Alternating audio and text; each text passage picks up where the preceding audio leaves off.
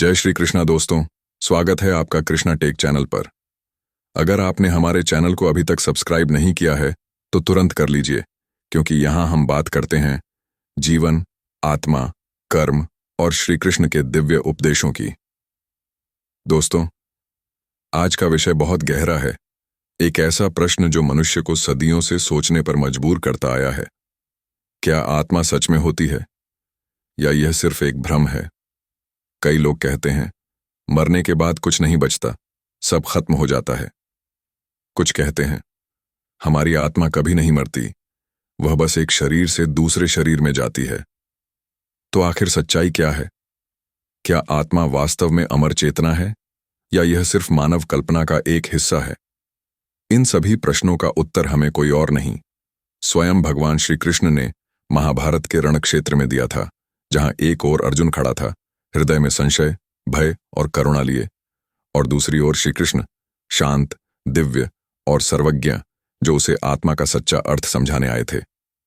श्री कृष्ण ने कहा था, न जायते म्रियते व कदाचिन, नायम भूत्वा भविता व न भूयः, अजो नित्य शाश्वतोयम पुराणो, न हन्यते हन्यमाने शरीरे। भगवद गीता 2.20। अर्थात आत्मा न तो कभी जन्म लेती है न कभी मरती है, वह अजर अमर, शाश्वत और सनातन है। जब शरीर का अंत होता है तब भी आत्मा जीवित रहती है। दोस्तों, यह उपदेश केवल अर्जुन के लिए नहीं था, यह हम सब के लिए था, क्योंकि हर इंसान कभी न कभी यह सवाल जरूर पूछता है, मैं कौन हूं? मेरा अंत कहां है? हम रोज दर्पण में चेहरा देखते हैं, पर क्या हमने कभी अपने भीतर झांक कर देखा है? जो मैं बोलता है, महसूस करता है, सोचता है, वह कौन है? क्या वह शरीर है या वह कोई अदृश्य शक्ति है जिसे हम आत्मा कहते हैं?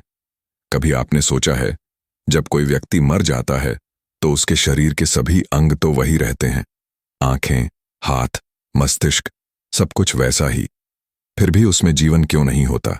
क्योंकि कुछ चला गया होता है। वह कुछ ही आत्मा है, जो शरीर को जीवंत बनाता है, जो दिल की धड़कन में, श्वास में, विचारों में बहता है, वह आत्मा ही है। पर आज का मानव मन संशय में है। वह पूछता है, अगर आत्मा है तो दिखती क्यों नहीं? श्री कृष्ण मुस्कुराकर कहते हैं, जैसे वायु दिखती नहीं पर महसूस होती है, वैसे ही आत्मा अदृश्य है पर साक्षात अनुभव में आती है। जो केवल आंखों से देखता है उसे आत्मा भ्रम लगती है, पर जो हृदय से अनुभव करता है उसे आत्मा ही सत्य प्रतीत होती है। आज हम इसी रहस्य को समझेंगे कि क्या आत्मा वास्तव में सच है या केवल एक मानसिक भ्रम। क्या श्री कृष्ण के उपदेशों में छिपा है इसका उत्तर, और कैसे हम अपने जीवन में आत्मा के अस्तित्व को अनुभव कर सकते हैं? तो बने रहिए हमारे साथ इस आध्यात्मिक यात्रा में, जहां हम उतरेंगे मन की गहराइयों में और खोजेंगे उस शाश्वत सत्य को जिसे भगवान ने कहा था, आत्मा अजेय है, अविनाशी है और वही तुम्हारा सच्चा स्वरूप है। दोस्तों, महाभारत का वह क्षण आप सबको याद होगा जब अर्जुन अपने ही बंधु बांधवों को रणभूमि में देखकर हाथों से अपना गांडीव धनुष नीचे रख देता है। उसका हृदय करुणा और भ्रम से भर जाता है। वह कहता है, हे केशव, मैं इन्हें कैसे मार सकता हूं? ये मेरे अपने हैं, मेरे गुरु, मेरे भाई, मेरे मित्र। तब मुस्कुराते हुए श्री कृष्ण कहते हैं, हे पार्थ, तू जिसे मारने की सोच रहा है वह कोई मरने वाला नहीं है। जो जन्मा है वह शरीर है, पर जो उस शरीर में निवास करता है वह आत्मा है और वह कभी नहीं मरती। श्री कृष्ण आगे कहते हैं, नैनम छिंदन्ति शस्त्राणि, नैनम दहति पावक, न चैनम क्लेदयन्त्यापो, न शोषयति मारुतः। भगवद गीता 2.3। अर्थात न तो शस्त्र आत्मा को काट सकते हैं, न अग्नि उसे जला सकती है, न जल उसे गीला कर सकता है, न वायु सुखा सकती है। क्योंकि आत्मा कोई भौतिक वस्तु नहीं है, वह है शुद्ध चेतना, परम ऊर्जा और अजर अमर तत्व।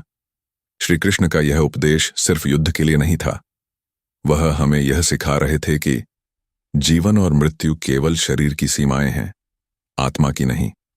जब कोई जन्म लेता है, आत्मा एक नए शरीर में प्रवेश करती है। जब कोई मरता है, आत्मा शरीर को छोड़कर आगे की यात्रा पर निकलती है। जैसे हम कपड़े बदलते हैं, वैसे आत्मा शरीर बदलती है। वासांसि जीर्णानि यथा विहाय, नवाणि गृह्णाति नरो पराणि। गीता 2:22 यानी पुराने कपड़े फेंक कर मनुष्य नए पहनता है, वैसे ही आत्मा पुराने शरीर को छोड़कर नया धारण करती है। दोस्तों, यहां श्री कृष्ण हमें जीवन का परम रहस्य बता रहे हैं। हम जो मैं समझते हैं, ये शरीर, ये चेहरा, ये नाम, वह सब अस्थाई है। पर जो हमारे भीतर महसूस करता है, जानता है, जो कहता है मैं हूं, वही असली मैं है, वही आत्मा है। शरीर बदलता है, बचपन से युवा, फिर वृद्ध होता है, पर क्या आपने ध्यान दिया है, आपका मैं कभी नहीं बदलता। बचपन में भी आप मैं कहते थे, आज भी वही मैं कहते हैं। वह जो स्थायी है वही आत्मा है। अब सोचिए, अगर आत्मा भ्रम होती तो क्या इतना गहरा अनुभव संभव होता? क्या किसी मरे हुए शरीर को देखकर हमें ऐसा महसूस होता कि वह यहां नहीं है? जब किसी प्रियजन का निधन होता है, हम रोते हैं क्योंकि हमें लगता है वह चला गया, पर असल में गया कौन? शरीर तो यही है, हर अंग वैसा ही है।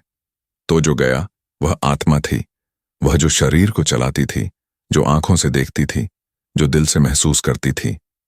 भगवान श्री कृष्ण ने अर्जुन से कहा था, हे अर्जुन, आत्मा तो नित्य है। तू जिसे मारने की सोच रहा है वह पहले भी जीवित था, आज भी है और आगे भी रहेगा। अर्जुन तब भी मन में सोचता है, अगर आत्मा अमर है तो फिर मृत्यु क्यों?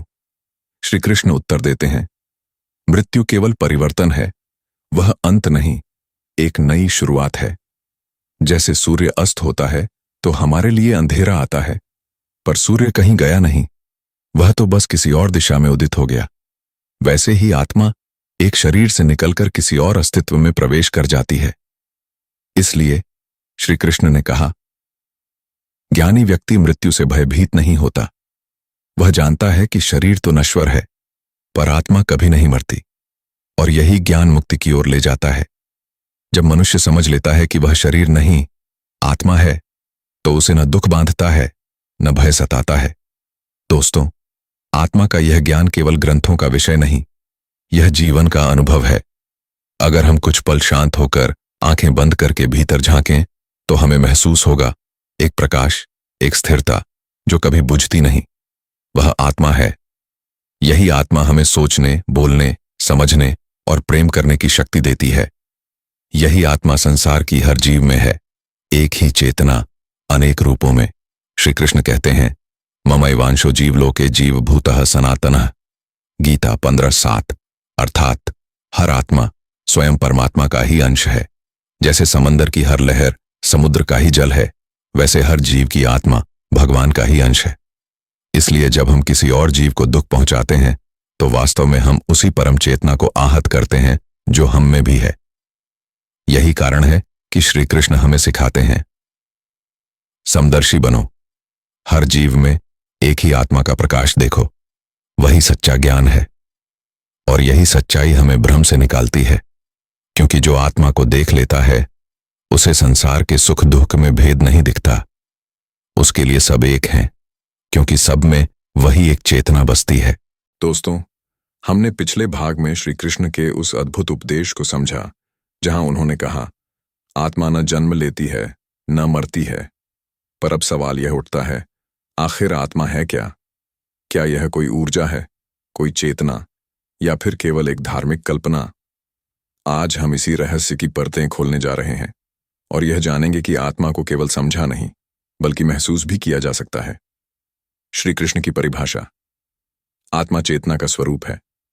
भगवान श्री कृष्ण ने गीता में कहा था, अविनाशी तु तद्विद्येन सर्वमिदं ततम् विनाशम अव्ययस्यास्य न कश्चित् कर्तुमर्हति। भगवद गीता 2:17। अर्थात, हे अर्जुन, जो संपूर्ण जगत में व्याप्त है वह आत्मा अविनाशी है, किसी भी वस्तु में उसका नाश नहीं किया जा सकता।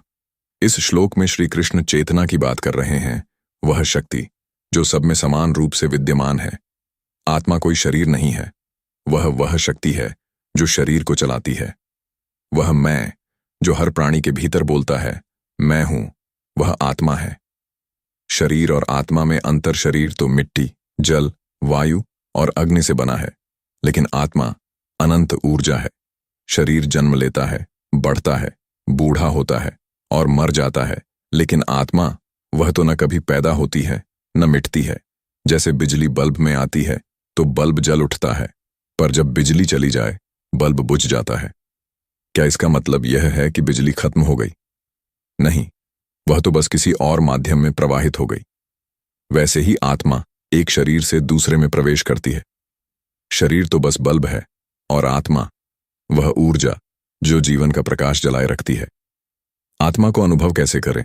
अब प्रश्न आता है, अगर आत्मा इतनी सूक्ष्म है तो हम उसे कैसे महसूस करें? इसका उत्तर श्री कृष्ण ने गीता के 6 अध्याय में दिया है। योग युक्तो विशुद्धात्मा विजितात्मा जितेंद्रिया सर्वभूतात्मा भूतात्मा कुर्वन्नपि न लिप्यते। गीता 6:12। अर्थात जो व्यक्ति योग में स्थित है, जिसने अपने मन और इंद्रियों को वश में कर लिया है, वह अपने भीतर आत्मा का अनुभव करता है। ध्यान, आत्मा तक पहुंचने का मार्ग। दोस्तों, आत्मा कोई बाहर की चीज नहीं है, वह हमारे भीतर ही है, पर हम उसे तब तक महसूस नहीं कर सकते जब तक मन शांत न हो जाए। जब हम ध्यान में बैठते हैं, आंखें बंद करते हैं, विचारों की लहरें धीरे धीरे शांत होती हैं, तब भीतर एक गहरी स्थिरता, एक प्रकाश, एक शांति महसूस होती है। वह जो स्थिरता है वही आत्मा है। वह जो साक्षी है, जो सब कुछ देख रहा है पर कुछ कर नहीं रहा, वह आत्मा है। आत्मा का अनुभव एक यात्रा है। आत्मा को देखना आसान नहीं, क्योंकि हम हमेशा बाहर देखते हैं, दुनिया, वस्तुएं, लोग, संबंध, धन, नाम। लेकिन आत्मा बाहर नहीं, भीतर है। वह मौन में है, शांति में है। जब आप आंखें बंद करके कुछ पल शांत बैठते हैं और महसूस करते हैं, मैं हूं, बिना शरीर, बिना नाम, बिना विचार, वह अनुभूति आत्मा की झलक है। श्री कृष्ण का उपदेश, आत्मा की साक्षी भाव में रहो। श्री कृष्ण ने अर्जुन से कहा था, हे पार्थ, तू कर्म तो कर, पर कर्म के फल में आसक्ति मत रख। आत्मा केवल साक्षी है, करने वाला नहीं। इसका अर्थ है, आत्मा संसार में रहते हुए भी उससे बंधती नहीं। वह केवल देखती है, अनुभव करती है, पर उसमें लिप्त नहीं होती। जैसे कमल का फूल पानी में होता है, पर पानी से गीला नहीं होता, वैसे ही आत्मा इस संसार में रहती है, पर संसार के बंधनों से मुक्त रहती है। क्या आत्मा को कोई देख सकता है? बहुत से ऋषि मुनियों ने कहा है, आत्मा दिखाई नहीं देती, पर उसका अनुभव वही कर सकता है जिसने अपने मन को जीत लिया हो।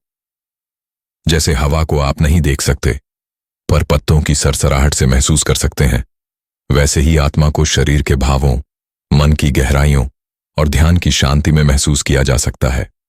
आत्मा का प्रकाश। भगवान श्री कृष्ण कहते हैं, यथा प्रदीप्तम ज्वलनम पतंगा आत्मनि एव आत्मा प्रलयन्ति बुद्धयः। जिस तरह हजारों दीपकों का प्रकाश मिलकर अंधकार मिटा देता है, वैसे ही जब मनुष्य अपने भीतर की आत्मा का प्रकाश देख लेता है, तो उसके सारे संशय, सारे भय मिट जाते हैं। उस क्षण मनुष्य जान लेता है, वह केवल शरीर नहीं, वह परम चेतना का अंश है, और वही है उसकी सच्ची पहचान। आत्मा का अनुभव करने के 3 सरल कदम श्री कृष्ण के अनुसार। 1. ध्यान, मेडिटेशन। हर दिन कुछ समय मौन में बैठें, अपनी श्वास को देखें और भीतर की शांति को महसूस करें। 2. साक्षी भाव, विटनेस स्टेट। जो भी हो रहा है उसे बस देखें, बिना निर्णय।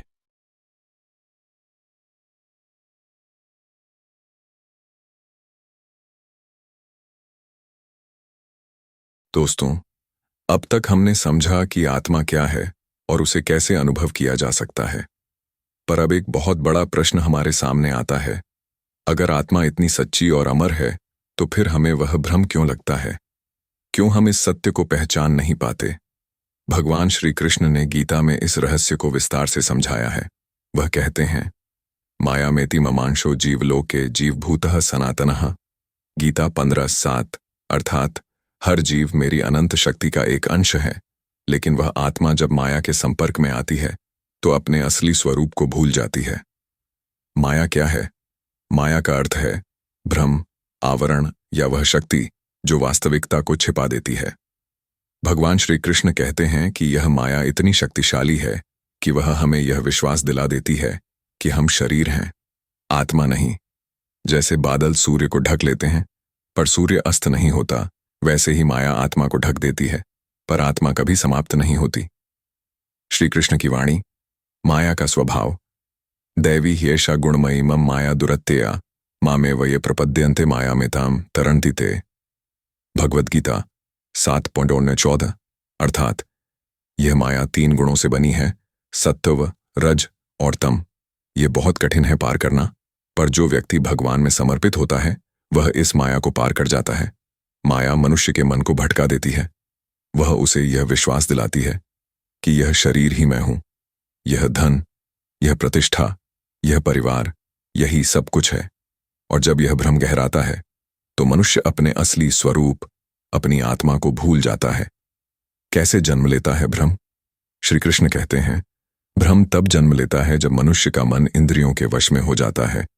वह बाहरी चीजों में सुख खोजने लगता है, धन में, पद में, रिश्तों में, मान सम्मान में। पर ये सब अस्थायी हैं। जब अस्थायी चीजों में स्थायी सुख खोजा जाता है तभी भ्रम पैदा होता है। आत्मा तो भीतर है, पर मनुष्य उसे बाहर खोजता है। यही भ्रम का आरंभ है। श्री कृष्ण और अर्जुन का संवाद। अर्जुन ने भी यही प्रश्न पूछा था, हे माधव, यदि आत्मा सदा शुद्ध और नित्य है तो मनुष्य पाप कैसे करता है और माया में क्यों फंस जाता है? श्री कृष्ण मुस्कुराकर बोले, हे पार्थ, यह सब इच्छा और कामना से होता है। जैसे अग्नि में घी डालो तो वह और प्रज्वलित होती है, वैसे ही इच्छा मन को बांध देती है। आत्मा तो शुद्ध है, पर मन पर माया का धूल जम जाती है, और जब मन गंदा हो जाए तो आत्मा का प्रकाश धुंधला दिखने लगता है। भ्रम की पहचान कैसे करें? 1. जब मनुष्य कहता है, मुझे यह चाहिए, मैं यह पाना चाहता हूं, तो यह शरीर और मन की भाषा है, आत्मा की नहीं। 2. जब कोई दुखी होता है, ईर्ष्या करता है या क्रोधित होता है, तब वह आत्मा नहीं बल्कि माया के प्रभाव में होता है। 3. जब हम दूसरों को अलग समझते हैं, यह मैं हूं, वह दूसरा है, तब भी यह माया है, क्योंकि आत्मा सब में एक है। श्री कृष्ण का समाधान, माया से मुक्त कैसे हों? भगवान कहते हैं, मामेव ये प्रपद्यन्ते माया में ताम तरन्ति ते। गीता 7:14। अर्थात जो व्यक्ति अपना मन और बुद्धि मुझे समर्पित कर देता है वह इस माया को पार कर जाता है। माया से मुक्ति के 3 उपाय श्री कृष्ण ने बताए। 1. ज्ञान योग, ज्ञान का मार्ग।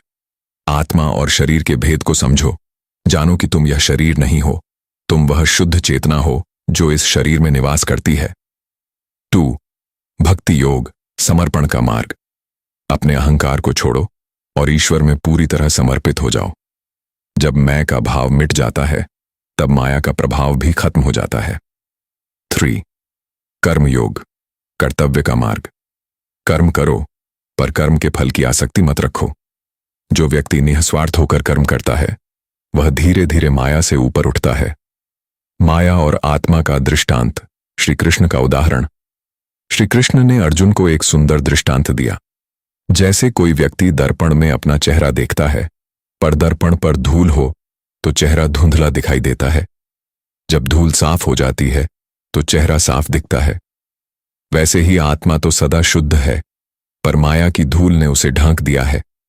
ध्यान, भक्ति और ज्ञान से जब यह धूल हटती है तब आत्मा स्वयं प्रकाशित हो जाती है।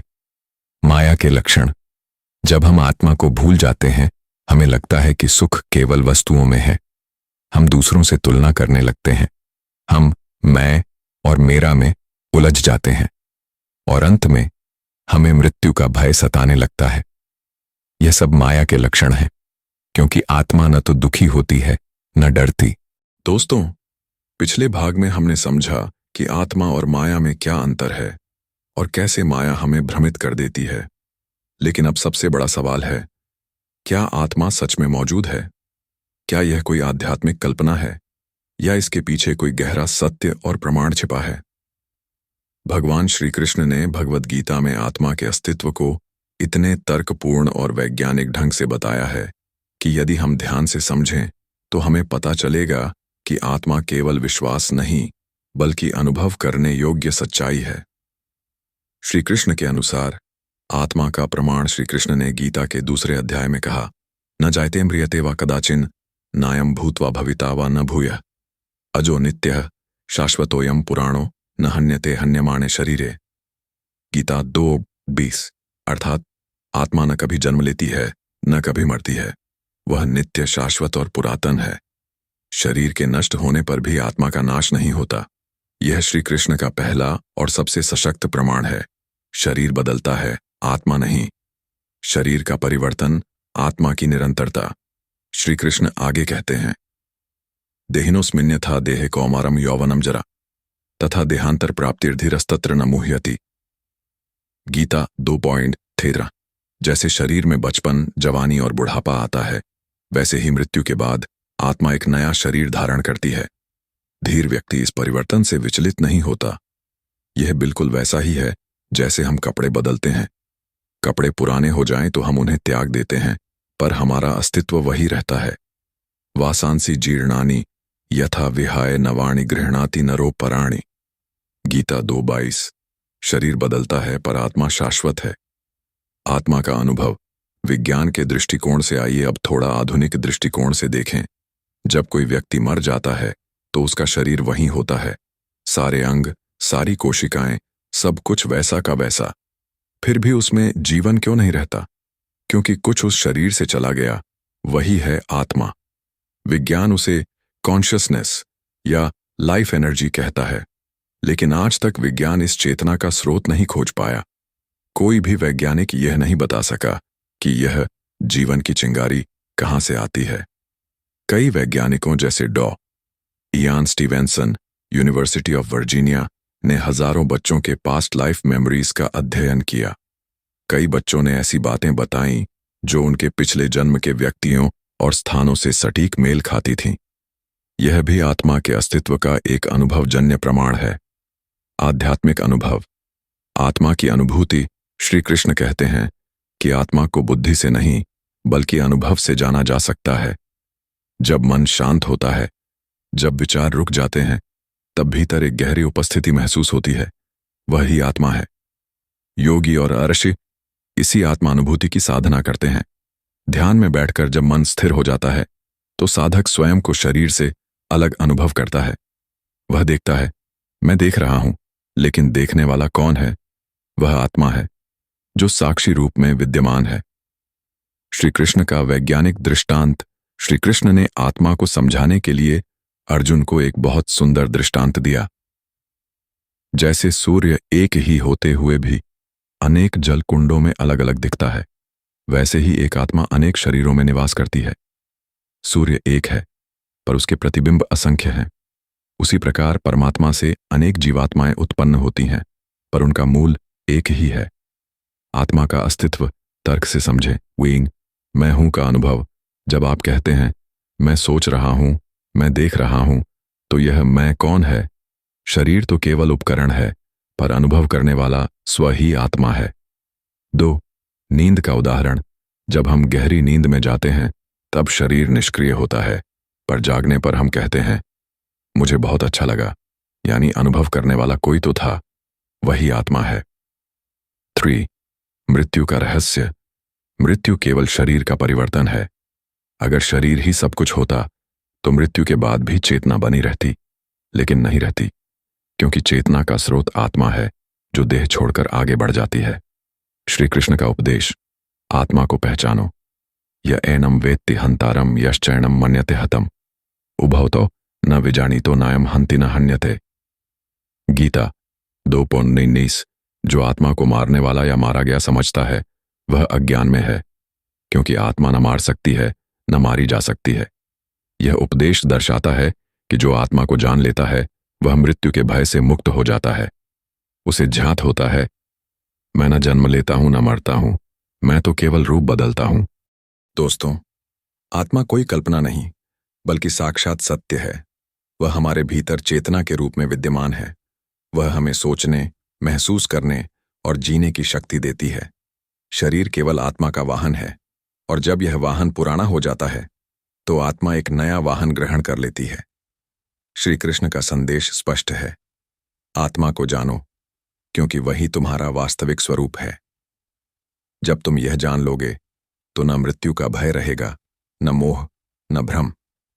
तब तुम केवल प्रकाश बन जाओगे, परम सत्य के साक्षी। जय श्री कृष्णा। अगर आपको यह वीडियो पसंद आया हो तो इसे लाइक करें, शेयर करें और हमारे चैनल कृष्णा टेक को सब्सक्राइब करना न भूलें।